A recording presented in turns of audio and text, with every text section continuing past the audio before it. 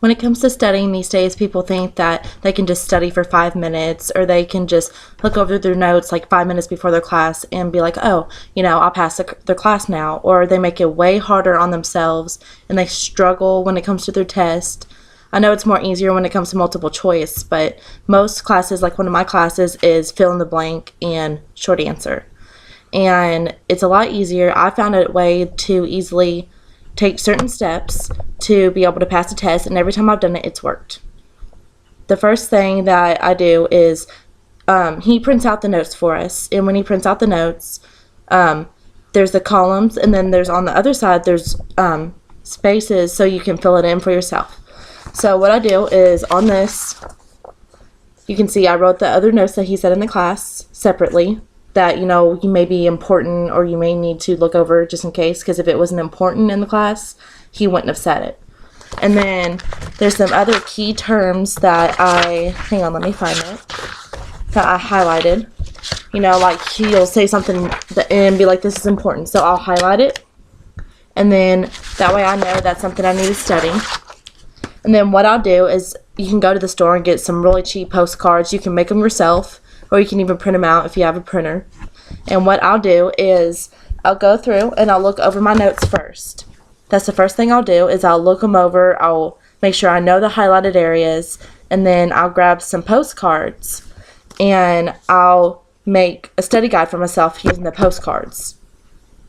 And when I use the postcards, I'll write like the answer on the back so you don't see it, and then the question on the front, or vice versa, whichever way you want to learn it that you think will be on the test.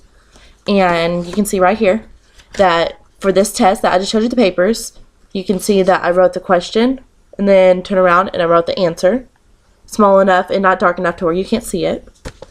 And what I do is I choose that, like, I'll spend one day, doing half of my postcards so I don't overdo myself. And then when I'm done with the postcards, then I will put them down and walk away, go do dishes or go do the store or something I have to do, or just spend some time watching TV, just to get your mind off what you just went over and what you just wrote down. And then about an hour and a half later, go back and have you or a family member or a friend or a spouse quiz yourself, or quiz you or yourself.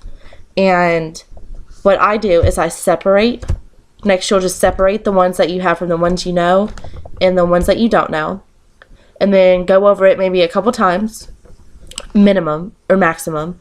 And then what you do is you put those down in separate piles.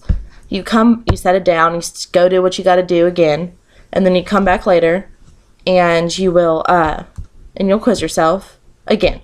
Only the ones that you know you'll keep down, and then the ones you don't know you'll quiz yourself on. And when you're done quizzing yourself with those, and the ones you remember, you put those in the answers that you know. And then later on, once you get all the pile that you don't know down to the pile you do know, then you'll quiz yourself. You'll do it again, and you'll quiz yourself and see if you remember it all again. And you'll maybe do this one to a couple times a day. You won't do it constantly and all the time, because then you'll quiz yourself too much. And it's possible. I've done it before, and it's terrible because you quiz yourself so much, and then you get to your classroom and you don't remember anything. But when it comes to quizzing yourself and when it comes to studying for a test, it's real easy. You don't have to overthink yourself. You don't have to cram yourself the night before. All you have to do is read over your notes, highlight them, and then make postcards and quiz yourself on the postcards. It's that simple.